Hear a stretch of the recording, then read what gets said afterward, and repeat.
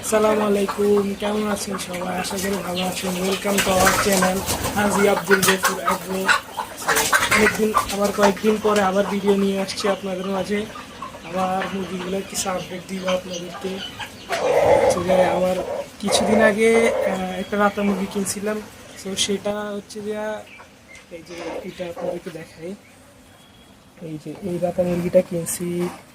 আমার আগের রাতা মুরগিটা বীজ ভালো দিতে পারতো না, সো এই জন্য কিনছি। কিন্তু কপালটা এত খারাপ যে যেদিন কিনছি পরের দিনই ওই আগের যে রাতা মুরগিটা ছিল ওইটা মারা গেছে। বার্ড ফ্লু হয়েছে আমার এখানে। এটা নিয়ে অনেক একটা প্যারায় ছিলাম অনেক দিনের মতো।